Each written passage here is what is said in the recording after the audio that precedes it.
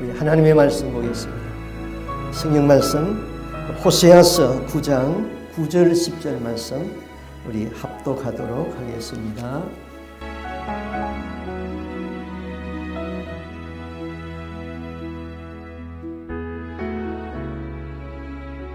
10절 제가 봉독합니다. 옛적에 내가 이스라엘을 만나기를 광야에서 포도를 만남같이 하였으나 너희 열조 보기를 무화과 나무에서 처음 맺힌 첫 열매를 봄같이 하였거늘 저희가 바알보울에 가서 부끄러운 우상에게 몸을 들이므로 저희의 사랑하는 우상같이 가증하여졌도다. 아멘. 우리가 그 열왕기 상하 성경을 읽게 되면은 그 유다 나라의 그 열왕들의 치적을 기록한 것이 그 열왕기 상하 역대 상하입니다. 그런데 그 열왕기 상하의 시작과 끝이 아주 대조적입니다.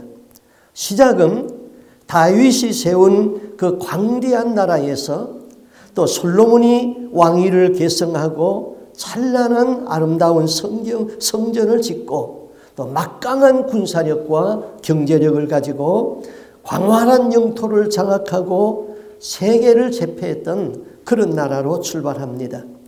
그런데 끝은 어떻습니까? 성전이 파괴되고 불타버리고 왕은 포로가 되어서 두 눈이 뽑히고 백성과 함께 포로로 끌려가는 비참한 장면이 전개됩니다. 그 막강하던 나라가 100년도 되지 아니해서 남북으로 분열되고 약소국으로 전락하고 400년이 안 되어서 그만 남북이 다 망하는 그런 비참한 나라가 되었습니다. 우리 속담에 권불 10년이라는 말이 있습니다. 권세가 10년 가기 힘들다는 얘기죠. 또 유대나라 속담에는 우두머리를 조심하라 하는 그런 말이 있습니다. 역사적으로는 아무리 막강한 나라도 천년 안에 다 망하고 말았습니다. 로마도 천년을 지나지 못했던 것입니다. 눈에 보이는 제국의 영광은 짧은 한 시간 안에 다 사라집니다. 그러나 영원하신 이는 오직 하나님 한 분뿐이신 것입니다. 역사는 계속 반복되고 있습니다. 어떤 성적이 불량해진 그 학생이 아버지와 함께 담임 선생님에게 불려갔습니다. 그래서 선생님과 대화를 나누고 있었습니다. 담임 선생님이 역사를 가르치는 분이었습니다. 이 아버지가 이 아들의 성적 이야기를 나누다가 갑자기 담임 선생에게 이렇게 물었습니다. 선생님, 내 아들 녀석이 선생님이 가르치는 역사 과목은 잘 합니까? 그때 그 선생은 이렇게 대답을 했습니다. 그 아버지께서는 옛날 학교 다닐 적에 역사 과목을 잘 했습니까?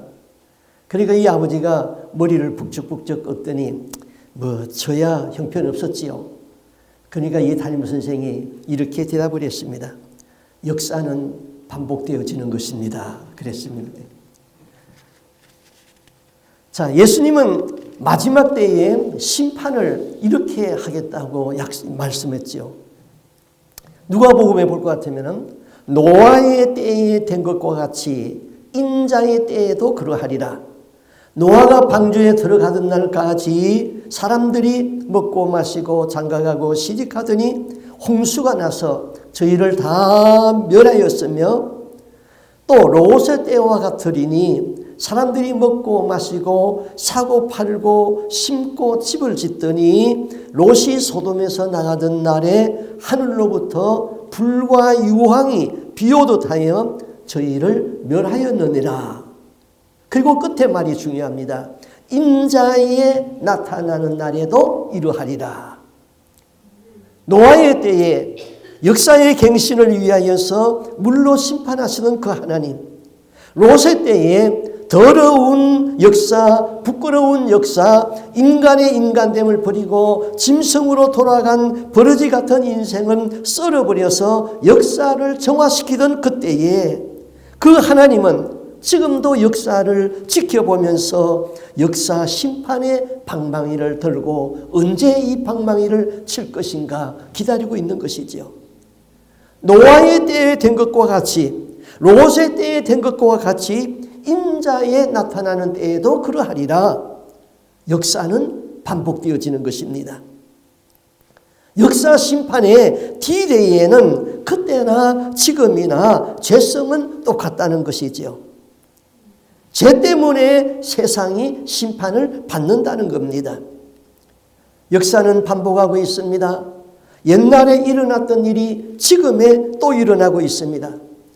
우리가 역사를 배우는 것은 이 역사를 거울로 삼아서 잘못된 역사를 반복하지 말고 좋은 역사, 나아지는 역사를 만들어 가자고 역사를 배웁니다. 그런데 사람들은 역사를 배우지만은 지식으로 배우지 역사를 거울로 배우지 않는다는 데에 문제가 있는 것이지요. 노아 시대 사람들이 먹고 마시고 시집가고 장가갔다. 롯의 시대 사람들이 먹고 마시고 사고 팔고 집을 짓고 살았다. 그때의 삶과 지금의 삶이 무엇이 다릅니까? 똑같습니다. 이 일은 옛날에도 그러했고 지금도 그러했고 미래도 반복되어질 것입니다. 그러면 먹고 마시고 장가가고 시집가고 이것이 무엇이 나쁩니까? 이 일은 신자나 불신자나 똑같이 하는 일입니다. 예수님이 재림하는 그날에도 똑같이 이루어질 것입니다. 그러면 무엇이 잘못되었습니까? 예수님은 노아의 때를 말씀하면서 뒤에 이 말씀을 했습니다. 누가복음 17장 31절 말씀입니다. 우리 한번 같이 읽어보겠습니다. 그날에 만일 사람이 지붕 위에 있고 그의 세간이 그 집안에 있으면 그것을 가지려 내려가지 말 것이요 밭에 있는 자도 그와 같이 뒤로 돌이키지 말 것이니라. 이 말 여러분 이해되어집니까? 지붕 위에 있는 사람이 그 세간을 집안에 가지러 가지 말라. 그날에는 예수님이 심판하는 마지막 그때에 말한 것이지요. 이스라엘 사람들은 생각하기를 땅은 짐승이 사는 세계라고 생각했습니다. 그리고 이 다락이나 지붕은 예배의 처소요 기도의 장소로 생각했습니다. 그럼 땅과 지붕의 그 사이에 있는 집안은 바로 인간이 사는 곳, 향락이 있는 곳, 안락의 처소인 것입니다. 성경에 보면은 이 다락이나 그 다음에 지붕에서 예배하고 기도하던 일이 많이 나타나고 있죠. 마가의 다락방, 그건 기도의 장소였습니다. 유두고가 3층 루에 앉았다가 3층 다락에서 창문에 걸터 앉아서 예배를 드리다가 졸아서 땅에 떨어졌더라. 베드로가 지붕 위에서 기도하다가 비몽사몽간에 환상을 보았다. 이와 같이 다락이나 지붕은 바로 예배의 장소요 기도의 장소인 것입니다.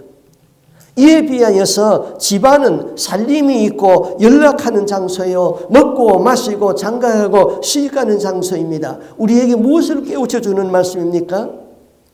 그날에 지붕 위에 있고 그 세간이 집안에 있으면 그것을 가지려 내려가지 말 것이고 밭에 있는 자도 이와 같이 뒤를 돌아보지 말 것이니라. 말세가 되면은 사람들은 지붕 위의 삶, 예배와 기도의 생활을 하지 않는다는 것이지요. 그리고 이 세상에 마음을 다 빼앗긴다는 것입니다. 밭에 있다는 것은 일하는 사람이지요. 그 일은 하나님의 일을 하는 것이지요. 쟁기를 잡고 뒤를 돌아보는 자는 내게 합당하지 않다고 예수님이 말씀했습니다. 하나님의 일을 하는 사람들이 세상을 돌아보는 사람, 나에게 합당하지 않다는 것이지요. 우리는 코로나 바이러스를 경험했습니다. 이것 때문에 대면 예배를 금지했습니다. 법으로 금지시켰습니다. 그래서 집에서 인터넷으로 예배를 드립니다. 이것 때문에 사람들이 또 생각이 바뀌어졌어요. 집에서 전화기나 TV로 설교를 들으면 예배가 되는구나. 이것이 모이기를 배하는 좋은 구실을 만들었습니다. 성경은 말하기를 말세가 되어질수록 모이기를 피하지 말라 그랬습니다. 단언해서 말합니다. 예배는 신령과 진정으로 드려져야 되는 것입니다. 전화기나 인터넷 예배는 신령과 진정이 안 되는 것입니다. 그거는 예배에 허공을 치고 있는 것이지요. 그냥 설교를 듣는다고 예배가 되는 것은 아니지요. 그저 성경 지식은 얻으려는지 모르지만은 그것은 예배가 아닙니다. 이것이 아주 보편화되도록 세상이 자꾸 그렇게 만들어져 가고 있는 것이지요. 그래서 예수님이 오실 그때에는 내가 세상에 올 적에 믿음을 보겠느냐, 그 말씀이 이루어지게 되는 것이죠. 말세가 가까우면은 사람들은 오직 사고 팔고 돈 벌고 집 짓고 향락을 누리면서 물질 중심의 삶, 안락한 삶에 그 영혼을 팔아버린다는 것이지요. 집안의 삶에 마음을 다 뺏겨버립니다. 생활 구조가 그렇게 되어가고 있는 것이죠. 그래도 믿는 사람은 그날에 지붕에서 집안으로 내려오지 말라는 것이지요. 너희는 먼저 그의 나라와 그의 의를 구하라. 그리하면 이 모든 것을 너희에게 더하시리라. 이 모든 것이 무엇이에요? 성경을 보면은 그것은 먹고 집 짓고 사는 그 문제인 것입니다. 먹고 집 짓고 살고 하는 그것보다 더 중요한 것이 있죠. 그것은 바로 내 영혼의 양식인 하나님의 말씀을 먹는 것입니다. 어숙지보다 더 중요한 것이 바로 그의 나라와 그의 의. 하나님 앞에서 그의 나라와 그의 의를 구하며 살면은 이 세상의 의식주의 문제는 하나님이 다 책임져 주신다는 것입니다. 하나님 앞에서 경건한 예배 생활과 기도 생활이 중단되면은 아니 됩니다. 지금 여러분의 삶은 어디에 있습니까? 지붕 위에 있습니까? 집안에 있습니까? 역사의 반복 속에서 내일도 오늘처럼 역사는 덤덤하게 반복되어져 갈 것입니다. 내년에도 올해처럼 역사는 반복되어 흘러갑니다. 그러다가 호련히 갑자기 역사 심판의 디데이는 올 것입니다. 그때 구원받지 못하는 사람은 성경에는 말하기를 멸망하는 짐승같이 망하리라 그랬습니다. 여러분, 인생 최고의 고통이 무엇인지 압니까? 하나님을 떠난 데서 오는 영적인 고독인 것입니다. 이 고독은 음식점을 찾아다니면서 좋은 음식을 먹어도 해결이 안 됩니다. 매일 옷을 갈아입는 패션쇼를 해도 해결이 안 됩니다. 이 실존적 고독은 하나님을 만날 적에 비로소 해결이 되는 것이죠. 그리고 믿는 사람은 자신의 신앙이 세속화되지 않기 위하여서 항상 깨어 있어서 기도하고 근신해야 되는 것입니다. 역사는 어두워지고 있습니다. 지구 종말을 연구하는 학자들이 지금 이 시간이 몇 시가 되었는가, 자정이 멸망의 시간인데 어느 시간까지 왔는가, 그것을 발표했더라고요. 0시 5분 전이라는 것입니다. 주님의 임재가 가까워오고 있다는 것입니다. 세상 역사를 연구하는 사람들도 심판의 시간이 0시인데 이제 5분 남았다는 것이지요. 오늘 성경에서 호세아는 당시 이스라엘이 심판을 받을 수밖에 없는 그 시대의 죄상을 지금 고발하고 있는 것이죠. 그 죄는 패괴하다 그랬습니다. 호세아서 9장 9절 말씀을 다시 한번 읽어보겠습니다. 저희는 기브아 시대와 같이 심히 패괴한지라 여호와께서 그 악을 기억하시고 그 죄를 벌하시리라 그랬습니다. 자, 기브아 시대와 같이 심히 부패했다 그랬어요. 그럼 이 기브아 시대의 부패는 그 사사기 19장에서 21장에 기록되어 있습니다. 기브아라는 것은 땅 이름이에요. 그 땅에 사는 사람들이 심히 부패한 생활을 했다 이것이죠. 그래서 기브아 시대는 그 시대의 죄상을 패괴한 시대다 그랬습니다. 자, 우리나라 역사를 잠깐 살펴볼까요? 광개토 대왕, 고구려의 영토를 저 북만주까지 확장한 대왕, 그렇게 알고 있죠? 세종대왕, 글을 모르는 백성을 불쌍히 여겨서 누구나 글을 읽을 수 있도록 쉬운 한글을 만들었다. 연산군, 폐륜아가 왕이 된 사람, 순조와 헌종과 철종, 아주 유약한 왕들이 다스린 시대. 이웃나라 일본에서는 유능한 정치 지도자가 나와서 국민을 탄압시키고 개혁을 할 때에 우리나라는 유약한 사람이 왕이 되었기 때문에 곧이어 일본의 침략을 받게 되는 것이죠. 그럼 지금 이 시대는 심히 부패한 시대인 것입니다. 호세아는 외쳤습니다. 역사는 반복되어지고 있다. 기브어 시대에 있었던 총체적 부패의 시대가 지금 이 시대이다. 하나님의 심판이 문 앞에 이르렀다. 자, 기브어 시대의 재상을 여러분이 성경을 읽으면 다 알 터인데 그냥 생각 없이 읽었기 때문에 제가 이 기브어 시대의 부패상을 지금 이야기를 해드리겠습니다. 어떤 뢰인이 있었습니다. 뢰인은 오늘날로 말하면 교회의 집사 장로쯤 됩니다. 근데 이 사람이 첩을 얻었어요. 근데 그 첩이 행실이 좋지 못해가지고 다른 남자와 바람이 났어요.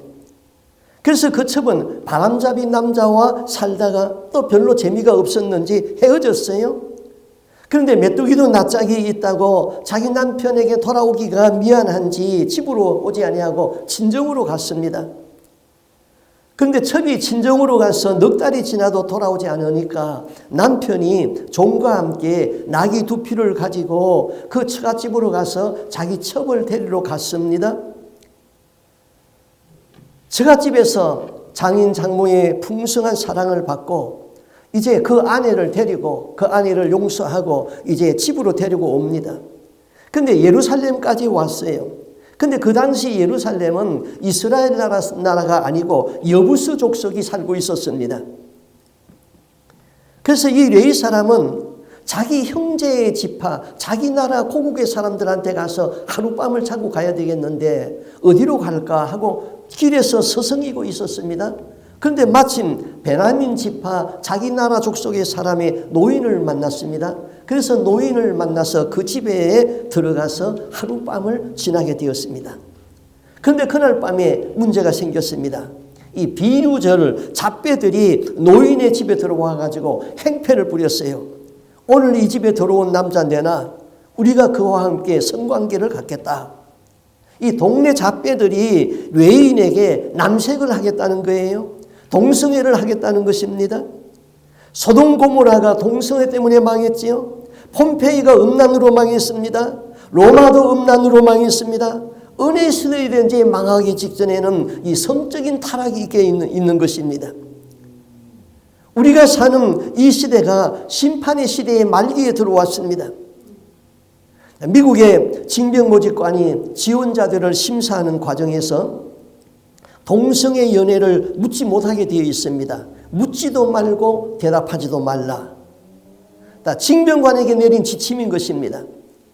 동성애하는 사람이 그냥 몇 명이면은 그 사람은 군인으로서 자격이 없다. 그러면 되는데 모두 다 동성애를 하기 때문에 이게 문제가 되는 거예요. 제가 알라스카에 있을 적에 ROTC를 대학교 다니다 ROTC를 훈련받고 군 장교로 갔다가 휴가를 왔더라고요. 교회 청년이. 그 청년이 이야기하는데 뭔데 부끄러워서 들을 수가 없어요. 남자들이 다 성행위를 한다는 거예요. 자기들끼리 모여가지고. 오늘 이 시대가 이렇게 타락되어 버렸어요. 자, 오늘 이 집에 들어온 남자 데리고 와. 우리가 그 사람과 성관계를 하겠다. 그래서 그 집안에 노인이 나가서 가끔 말렸습니다. 제발 이런 일 좀 하지 말자. 그런데 잡배들이 듣지를 않아요.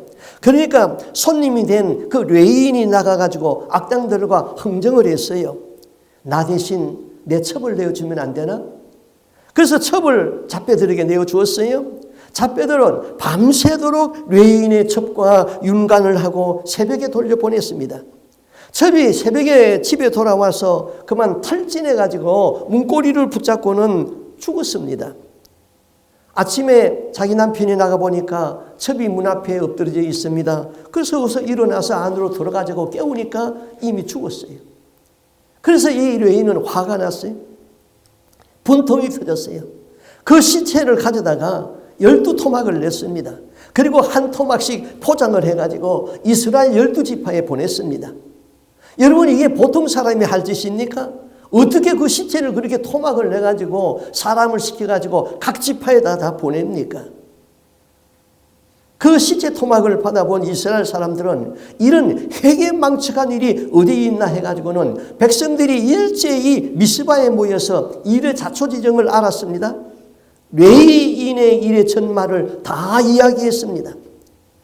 그들은 결의하기를 이 베냐민 지파 중에서 못된 잡배들이 이런 일을 했으니까 베냐민 지파 사람들은 그 잡배들을 내놔서 처벌을 하자는 것입니다.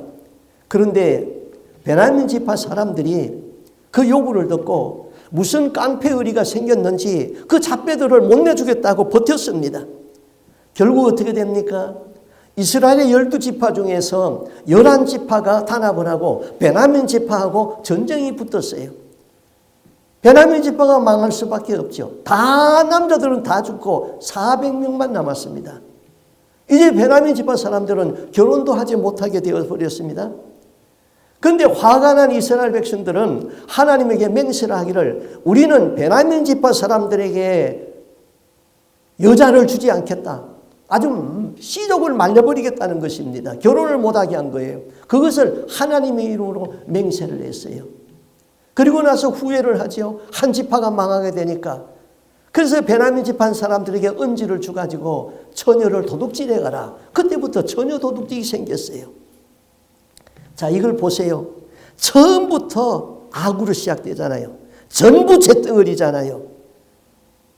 첩이 도망간 것, 외인이 첩을 얻은 것, 베냐민 사람들의 잡배들, 자기만 살겠다고 첩을 내준 일, 레위인, 첩이 윤관을 당하자 죽자 그 첩의 시체를 토막을 낸 것, 베냐민 지파가 깡패 의리를 동원해가지고 죄지은 사람을 숨겨두고 내주지 아니한 것, 하나님이 기뻐하지 아니하는 맹세를 한 것, 이거 전부 다 죄잖아요. 하나도 선이라는 게 없습니다. 이것이 바로 호세아 시대의 총체적, 기브아 시대의 총체적 부패인데, 그것이 바로 오늘 호세아 시대의 역사의 반복이 다시 일어나서 심판을 받게 되겠다는 것이고, 그 부패상이 오늘 이 시대에 또 일어나서 심판을 받게 되었다는 것입니다.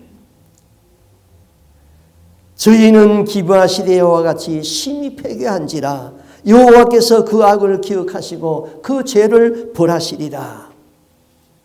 이 말씀을 듣는 이스라엘 백성은 아차 싶었을 것입니다. 그러나 그 깨달음이 회개로 연결되지를 못했습니다. 하룻밤을 지나고 나면은 다시 마음은 무더워지고 어두운 역사는 반복되어지고 있는 것이지요. 기브아 사람들이 다 잘못한 것은 아닙니다. 비류들, 잡배들이 잘못했습니다. 한 레위인이 잘못했습니다. 우리 민족이 다 잘못해서 망하는 것은 아닙니다. 성경에 보면은 아간 한 사람의 죄 때문에 이스라엘의 많은 청년들이 전쟁에서 죽었습니다. 그러한가 하면은 한 사람의 의가 많은 사람을 살리기도 하지요. 바울 한 사람을 보고 풍랑으로 죽을 수밖에 없는 그 배 안에 있는 276명의 생명을 살렸습니다. 바울이 그 배에 있는 한 그 배를 하나님은 풍랑 속에다가 쳐넣을 수가 없는 것입니다. 의인 국방이지요. 이 지구상에 있는 죄는 벌써 심판의 선을 넘어섰습니다. 그러나 하나님이 심판을 연기하고 있는 것은 그 가운데에 의인들이 있기 때문인 것이죠. 그러므로 우리 믿는 한 사람 한 사람이 제대로 성경대로 의인의 삶을 사는 것이 중요합니다. 의인들이 있기 때문에 세상의 심판을 연기하면서 죄인들이 돌아오기를 하나님은 기다리고 있습니다. 우리 믿는 사람들이 있기 때문에 불신자들이 심판을 받지 아니하고 살아가고 있는 것이죠. 소돔 고모라가 망할 수밖에 없었지만은 하나님은 약속하기를 그 땅에 의인 10사람이 있으면은 그 의인을 보고 소돔 고모라를 용서하겠다고 약속했습니다. 나 한 사람이 믿음을 지키고 의인의 반열에 있는 것이 중요한 것이지요.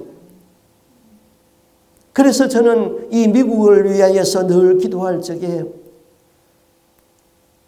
이 땅이 심판을 받을 수밖에 없는 죄가 있지만은 의인의 정족수가 채워져서 그 의인들의 기도를 들어주시고 심판을 연기해 달라고 하나님 앞에 저는 그런 기도를 드립니다.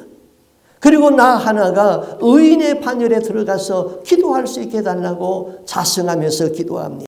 호세아서 9장 10절 말씀을 한번 볼까요? 제가 읽어드리겠습니다. 옛적에 내가 이스라엘을 만나기를 광야에서 포도를 만난 같이 하였으며 너희 열조 보기를 무화과 나무에서 처음 맺힌 첫 열매를 봄같이 하였거늘 저희가 바알브올에 가서 부끄러운 우상에게 몸을 드림으로 저희의 사랑하는 우상같이 가증하여졌도다. 자, 하나님께서 택한 이스라엘을 보았을 적에 기뻐했다 그랬어요. 자, 광야에는 포도나무가 없잖아요. 그는 사막이기 때문에 열매 맺는 것이라고는 아무것도 없습니다. 그런데 하나님께서 그 백성을 보았을 적에 이 사막에서 포도나무를 본 것 같이 기뻐했다 그랬습니다. 무화과 나무를 심었는데 첫 열매가 열었을 적에 기쁘잖아요. 첫 열매를 본 것 같이 내가 너희를 기뻐했다 그랬습니다. 자, 부모님이 나를 낳았을 적에 얼마나 기뻐했습니까? 나를 낳아놓고 부모님이 슬퍼한 사람은 없겠죠. 기뻐했죠. 나를 키울 적에 나를 안고 업고 울리면서 얼마나 행복했습니까? 얼마나 큰 기대를 가졌습니까? 그런데 그 자식이 자라서 허랑방탕하고 탈선하고 그때 부모는 얼마나 마음이 괴롭겠습니까? 하나님께서 우리를 이렇게 기뻐했어요. 하나님께서 우리를 보실 적에 너무 사랑스러웠어요. 나를 보고 기뻐하고 반가워했어요. 복을 주시기를 기뻐했어요. 아브라함을 택하고 그 자손에게 기대를 가졌습니다. 세상이 저들로 말미암아 복을 받고 의로운 백성이 될 것이라는 소망을 가졌습니다. 그런데 하나님의 기뻐함을 입은 그 백성이 하나님을 크게 실망시켰다는 것입니다. 오늘 여기 성경에 보니까 저희가 바알브올 그랬어요. 이거는 브올산의 바알이라는 뜻이에요. 바알브올에 가서 브올산의 바알에게 가서 부끄럽게 우상에게 몸을 드렸다. 바알브올이라는 이름은 바알 신에 의하여서 이스라엘 백성이 농락당한 그 장소를 말했습니다. 자, 이 사건은 우리가 성경을 읽으면 민수기 22장에서 26장에 기록된 말씀이에요. 그걸 제가 이야기를 해드리겠습니다. 자, 이스라엘 백성이 애굽의 노예 생활에서 해방되어 가지고 가나안에 가기 위해서 지금 광야로 나왔습니다. 홍해를 하나님의 능력으로 건넜습니다. 매일 하나님이 주시는 만나를 먹었습니다. 광야에 그 가는 길에 아무도 그 이스라엘 백성을 대적하여 싸울 사람이 없습니다. 전쟁에 능하던 아말렉이라는 족속이 전쟁에서 패했습니다. 기세당당하게 지금 가나안 땅으로 진군해 갑니다. 그런데 이제 가나안 땅 근처 모압 땅까지 왔어요. 모압의 왕 발락이라는 사람이 있는데 이스라엘 백성이 자기 땅으로 지금 점점 진군해 들어옵니다. 그래서 발락은 이 땅으로 들어오는 이 침략자 이스라엘을 어떻게 막아낼까? 그래서 당시에 유명한 그 이방의 선지자가 있었는데 발람이라는 선지자가 있었어요. 이 발람이 아주 유명했습니다. 그래서 발람에게 사신을 보냈습니다. 네가 와서 이 이스라엘 백성을 저주를 좀 해라. 하나님의 이름으로 저주를 하면은 이 백성이 저주를 받을 것이다. 그러면은 내가 너에게 많은 선물을 주겠다. 그렇게 해서 사신을 보냈습니다. 발람이 발락의 말을 듣고 지금 이스라엘 백성을 저주하러 모압 땅으로 가고 있었습니다. 그런데 하나님께서 그 길을 막았어요. 그 백성은 복받은 백성이니 너는 저주하지 말라. 하나님이 당나귀의 입을 열어가지고 말을 하게 했어요. 그래서 저주를 못했죠. 그러니까 발락이 약속한 예물을 주지 않았어요. 발람은 그 예물이 탐이 났어요. 내가 어떻게 하면은 이 백성을 저주하고 그 많은 예물을 내가 받아낼 수 있을까? 그걸 연구하다가 발락에게 이렇게 말했습니다. 발락 왕이여, 이스라엘 백성을 직접 죽이려고 할 것 없습니다. 저주도 할 것 없습니다. 하나님은 죄를 싫어하거든요. 그 백성이 죄를 짓도록 만들면 됩니다. 하나님은 우상을 싫어하고 우상과 연합하는 것을 싫어합니다. 하나님은 우상에게 바쳤던 제물을 먹는 것을 싫어합니다. 하나님은 간음을 싫어합니다. 이렇게 하십시오. 바알 신당을 만드세요. 그리고 잔치를 배설하세요. 그리고 이스라엘의 사람을 보내가지고 귀인들과 장로들을 다 초청해가지고 그 축제를 벌이십시오. 미인계를 쓰세요. 그 미인들로 하여금 이스라엘 족장들과 함께 바알 신상 앞에서 춤을 추게 하고 바알의 축제에 사용하였던 그 음식들, 우상에게 바쳐졌던 음식들을 그들에게 나눠줘서 먹게 하십시오. 그러면은 하나님이 진노해가지고 그 백성을 멸할 겁니다. 발람은 하나님 아는 지식을 가지고 하나님의 백성들이 죄를 짓는 망하는 방법을 가르쳐 주었습니다. 그 죄를 교사죄라고 부릅니다. 이 죄는 자기도 죄짓고 남도 죄짓게 하는 이중적인 죄인 것이죠. 우리는 핍박이 와도 견딜 수 있습니다. 환난이 와도 견딜 수 있습니다. 평안과 축복이 오면은 겸손하게 무릎 꿇을 수 있습니다. 그런데 유혹이 오면은 쉽게 넘어집니다. 우리는 유혹 앞에서는 약하지요. 그것이 마귀의 작전인 것입니다. 그래서 마귀는 우리를 유혹하는 것입니다. 발락 왕은 발람이 가르쳐준 대로 했습니다. 바알을 섬기는 제단을 만들고 푸짐한 고기를 갖다 놓았습니다. 그리고 이스라엘의 귀인들을 다 초청을 했습니다. 미인들이 나와서 다리를 쩍쩍 벌리면서 춤을 추는데 이스라엘 장로들 귀인들이 그만 그 유혹에 다 넘어가 버렸습니다. 하나님의 택한 백성이, 하나님이 큰 기대를 가지고 있는 그 백성들이, 하나님의 은총을 입은 사람들이 하나님이 그렇게 싫어하는 바알신을 섬기고 바알 신상 앞에서 음행을 하고 우상의 제물을 먹었습니다. 성찬의 떡을 먹은 것이 아니라 우상의 제물을 먹었던 거예요. 발람은 이스라엘 앞에 덫을 놓게 하였습니다. 이스라엘 백성이 그만 그 덫에 딱 걸려버렸습니다. 하나님의 진노가 떨어졌습니다. 하나님이 그 백성에게 연병을 보냈습니다. 순식간에 연병이 들어오더니 그날 하루에 23,000명이 쓰러져 죽습니다. 이 사건이 민수기 25장의 내용입니다. 민수기에서는 이렇게 결론을 내지요. 민수기 31장 16절에 보라, 이들이 발람의 꾀를 쫓아 이스라엘 자손으로 벌의 사건에 여호와 앞에 죄를 범케 하여 여호와의 회중에 연병이 일어나게 하였느니라. 자, 하나님께서 이스라엘 백성을 볼 적에 광야에서 포도를 본 듯 기뻐하고 무화과에서 천년매를 만난 것 같이 기뻐했는데 저들이 하나님이 가장 싫어하는 우상에게 연합해 버렸습니다. 그것이 바로 바알볼의 죄라는 것입니다. 이때 레위 사람 중에 비누아스라는 사람이 있었습니다. 비누아스는 제사장 아론의 손자였습니다. 그는 슬퍼하고 있습니다. 이 백성은 하나님의 기대가 있은 백성인데 저 발람의 꼬임에 빠져가지고 모압 여자들과 놀아나는 이 패역한 무리들, 이 패역한 놈들아, 이럴 수가 있나? 너희가 어떻게 이렇게 하나님을 실망시키느냐? 너희 때문에 우리 민족이 다 망하게 되었다.